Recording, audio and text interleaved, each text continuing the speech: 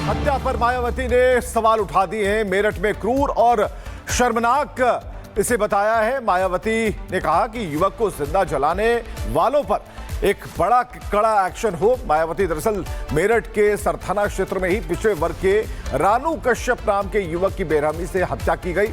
आरोप है कि उसे जिंदा जलाकर मार दिया गया था। घटना करीब एक हफ्ते पुरानी है और परिवार इंसाफ की मांग कर रहा है। तो एक बड़ी जानकारी इस खबर के तौर पर युवक की हत्या हुई। और सुमित झा मेरठ से हमारे साथ सहयोगी बने हुए हैं। सुमित, क्या खबर है इस पूरे मामले में? अब तक अपडेट क्या है? मायावती का जो एंगल है, खासकर की कड़ी से कड़ी सजा मिली, तो पुलिस और प्रशासन अभी कितनी दूर तक पहुंचा है? देखिए, बिल्कुल ये वही मेरठ है जहां के कपसाड़ गांव में एक दलित महिला हत्याकांड के बाद बवाल अभी थमा भी नहीं है कि सरथाना क्षेत्र के ज्वालागढ़ में एक पिछड़े वर्ग के युवक, कश्यप समाज से आता हुआ युवक, उसकी निर्मम हत्या कर दी गई। जिंदा जलाकर उसे मार देने का आरोप है और इसके बाद से कश्यप समाज के लोगों में आक्रोश है। और मायावती का जो पोस्ट है यही वजह भी है, क्योंकि वो दलित और पिछड़े समाज की राजनीति करने की बात करती हैं, तो इसीलिए उन्होंने ये पोस्ट किया है कि पिछड़े समाज के युवक की हत्या की गई है। उनके रिश्तेदार हैं यहाँ पर। ये ज्वालागढ़ दरअसल उनके रिश्तेदार का घर है जो मृतक है। हालांकि परिवार मुजफ्फरनगर में रहता है और परिवार इस वक्त, जब हम जानकारी दे रहे हैं मेरठ से, तो मुजफ्फरनगर डीएम ऑफिस के बाहर परिवार, जो मृतक की मां है, वो धरने पर बैठी हुई हैं। लेकिन हम रिश्तेदार जो हैं उनसे बात करें, क्या हुआ था? सर जी, वो यहाँ अपनी मौसी से मिलने के लिए आ रहा था। कुछ उसे काम था, बाइक लेनी थी, कुछ पैसे लेके आया था। वो उसने बस ये गलती की, हमें नहीं बताया कि मैं यहाँ आ रहा हूँ गाँव में। वो दादरी उतरा और एक टेम्पो में बैठा। जो उसका टेम्पो चालक था वो लड़का ना समझ था, 20-21 साल का था वैसे, पर वो ऐसा था। वो उस टेम्पो में बैठा तो उसने कहा ज्वालागढ़ छोड़ दे। उसने टेम्पो सलावा रोक के जब उसने किराया दिया तो उसने देख लिया कि उसकी जेब में पैसे हैं। उन पैसे की वजह से उसने टेम्पो में दोबारा बिठाया वो कि चल मैं ज्वालागढ़ छोड़ दूंगा तुझे। फिर वो उसे एक दुकान पे ले गया, चाउमीन के चक्कर में चाउमीन खिलाई।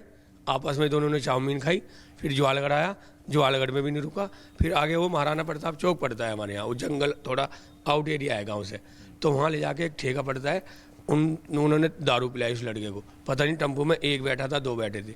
उन लोगों ने उसको दारू पिलाई। उसके बाद नशे में करके ये घटना को अंजाम दिया जी। लूट के इरादे से आप कह रहे हैं कि उसके वो मजदूरी करके आ रहा था, पैसे कमा के आ रहा था। कितने पैसे थे उसके जेब में? 80,000 रुपये थे। वो करीब 3 महीने कहीं काम करके आया था, भारी काम करता है वो। तो ठेके पे वो गांव ना जाके हमारे पास बाइक लेने के लिए आ रहा था। कह रहा था कि इन लोगों को ज़्यादा नॉलेज है, मैं वहाँ जाके मौसी 10,000 रुपये पूरे लूट लिए। हाँ जी, 80,000 लूट लिए। वो 1 रुपया उसके पास नहीं था और जिंदा जलाया गया जी। एक जिंदा जलाने का जो वीडियो है, एक और आप भी इस घटना के बारे में बता सकते हैं। वो जब यहाँ आने वाला था, क्या किसी को सूचना दी थी, कुछ बताया था? किसी को नहीं बताया। किसी को नहीं बताया? नहीं। तो उसके जब जिंदा जलाने की बात आ गई, कैसे पता चला आप लोगों को? क्योंकि शिनाख्त भी नहीं हो पा रही थी। ये हमें इंस्पेक्टर साहब आए उस दिन रात को। उन्होंने जो उससे पूछताछ करी, उन्होंने बताया कि ज्वालागढ़ का मैं रिश्तेदार हूँ कश्यपों का। तो इसी आधार पर इंस्पेक्टर साहब आए यहाँ रात को 3:30 बजे। मुझे फ़ोटो दिखाए, मैं उन फोटो को पहचान नहीं पाया। फिर सुबह के टाइम मैंने इनको दिखाया लड़के को 11 बजे। मगर इन्हें पहचानो फ़ोटो को, मैंने भेजे तुम्हें। तो जब इन्होंने पहचाना कि ये रोनू है लड़का, सोनू ये मौसी का लड़का है। तो जब हमें जानकारी हुई, फिर हमने एक फ़ोटो मंगवाया वहाँ से मुजफ्फरनगर से। तो उसके आधार पर फिर इंस्पेक्टर साहब ने मिलान करा तो पता चला हाँ यही लड़का है जो जला है। एक बड़ी बात यहाँ पर यह है कि जिंदा जलाकर मार दिया गया। एक आप कह रहे हैं 20-21 साल का, इसमें आपको लगता है कि एक 20-21 साल का लड़का वो जिंदा जला के मार देगा? नहीं, हमें ऐसा नहीं लग रहा कि अकेले का है। हमें ऐसा लग रहा है इसमें ग्रोह है। 4-5 लड़के हैं जो दारूबाजे नशे करते हैं और कोई उनके टेम्पो में बैठा और उन्होंने उसको देख लिया पैसे हैं और उसे जंगल में लेके गए और वहाँ ठेके से दारू भी उसको पिलाई और उसको ज़बरदस्ती की उसके साथ। उसने एक कॉल भी की हमें, मैं बताऊँ आपसे। और जब उसके साथ ज़बरदस्ती हुई, उसने एक फ़ोन भी किया हमें। उसने हमें फ़ोन करके बताया, उसने बताया कि यहाँ पे मेरे साथ कुछ ज़बरदस्ती कर रहे हैं, 2-4 लोग हैं, ये ज़बरदस्ती कर रहे हैं और मेरे से पैसे कुछ खर्च करवा रहे हैं। कॉल किया था कितने बजे? उसने करीब शाम को ऐसे किया था, दिन छिपने से पहले, करीब 7:15 बजे, 7-7:15 बजे। पैसे छीनने की वो उसने पहले बताया 7:15 बजे के आसपास कि मैं यहाँ आ गया महाराणा प्रताप चौक पे और आप यहाँ आ जाओ। तो उसने ये नहीं बताया, हमें खुल के नहीं बता पाया वो। या तो उसे दबश दी या कुछ दिया, बस उसने कहा कि मैं अपने भाई को बुला रहा हूँ, यहाँ से नशे में हो गया। पूरे मामले में मायावती ने भी पोस्ट किया है। आप कह रहे हैं कि पुलिस ने हालांकि एक आरोपी जो मारने वाला था उसे गिरफ्तार कर लिया है, लेकिन अब इस मामले में क्या चाहिए? कश्यप समाज के लोगों में आक्रोश क्यों है? हमें ये है जी, उसको अब नाबालिग बताया जा रहा है जी। उन्हें बताया जा रहा है कि 16-17 साल का लड़का है। मान लो वो लड़के आरोपी और भी तो होंगे 16-17 का, इसका मतलब ये है इसे जमानत मिल जाएगी, ये छूट जाएगा, ये आज़ाद घूमेगा, फिर और को भी धमकी देगा। हम उसके रिश्तेदार हैं, हमारे पास भी आएगा, हमें भी धमकी मिलेगी। भाई वो लड़का यही है। आप कह रहे हैं कि बचाने की कोशिश हो रही है? हाँ जी, कोशिश हो रही है कि आगे कार्रवाई ना करे, वो आगे छूट के जेल से। मुजफ्फरनगर में धरने पर बैठे हुए डीएम ऑफिस के बाहर, डीएम ऑफिस के पास उसकी मम्मी है, बहन है, जो कि लाचार है, बर्तन झाड़ू पोछा करके गुजारा करती हैं। डीएम ऑफिस के सामने वो यही बात कह रही हैं कि इस छोटे बच्चे ने मार दिया, तुम बच्चे बता रहे हो, उसकी जांच होए, मेडिकल रिपोर्ट होए, देखो कितने साल का बच्चा है वो। एक मात्र परिवार में कमाने वाला वही था ना? आप कौन हुई? हाँ जी, मैं उनकी बड़ी बहन हूँ। अच्छा, तो वो यहाँ आने वाले थे आप लोगों से मिलने के लिए? हाँ जी, हमारे से मिलने के लिए आ रहे थे, लेकिन हमें इस बात की जानकारी नहीं थी, और जानकारी भी तब पता चले कि जब ये केस हो चुका था, और छोटे भाई को पता दिया, फ़ोन किया, तब उसने इतना भी नहीं हमें महसूस हुआ कि ये इसको कुछ चोट पहुंचा रहे हैं या नहीं। जब ये इतना केस हो चुका है, हमें तो गांव वालों से ये पता चला था कि पता नहीं कोई अजनबी को जला दिया गया, लेकिन हम ये नहीं जान पाए थे कि ये हमारा है। उसके बाद तहकीकात की गई और हमने उसको फोटो वीडियो। युवक की हत्या पर मायावती ने सवाल उठा दिए हैं। मेरठ में क्रूर और शर्मनाक इसे बताया है। मायावती ने कहा कि युवक को जिंदा जलाने वालों पर एक बड़ा कड़ा एक्शन हो। मायावती दरअसल मेरठ के सरथाना क्षेत्र में ही पिछड़े वर्ग के रानू कश्यप नाम के युवक की बेरहमी से हत्या की गई। आरोप है कि उसे जिंदा जलाकर मार दिया गया था। घटना करीब एक हफ्ते पुरानी है और परिवार इंसाफ की मांग कर रहा है। तो एक बड़ी जानकारी इस खबर के तौर पर, युवक की हत्या हुई।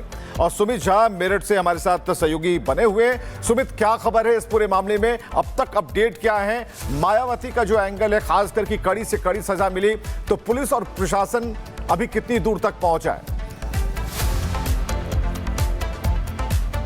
देखिए, बिल्कुल ये वही मेरठ है जहां के कपसाड़ गांव में एक दलित महिला हत्याकांड के बाद बवाल अभी थमा भी नहीं है कि सरधना क्षेत्र के ज्वालागढ़ में एक पिछड़े वर्ग के युवक, कश्यप समाज से आता हुआ युवक, उसकी निर्मम हत्या कर दी गई।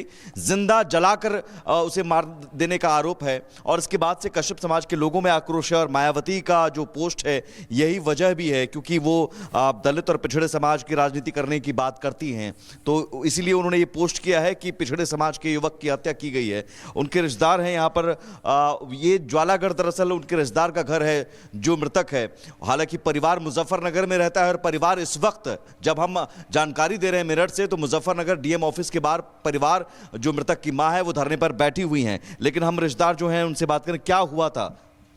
सर जी, वो यहाँ अपनी मौसी से मिलने के लिए आ रहा था, कुछ उसे काम था, बाइक लेनी थी, कुछ पैसे लेके आया था वो। उसने बस ये गलती की, हमें नहीं बताया कि मैं यहाँ आ रहा हूँ गाँव में। वो दादरी उतरा और एक टेम्पो में बैठा।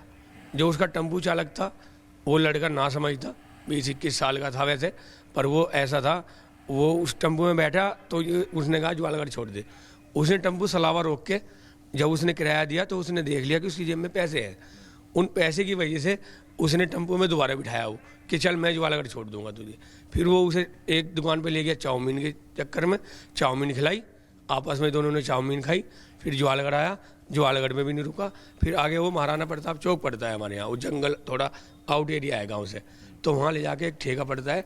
उन्होंने दारू पिलाई उस लड़के को, पता नहीं टेम्पो में एक बैठा था, 2 बैठे थे।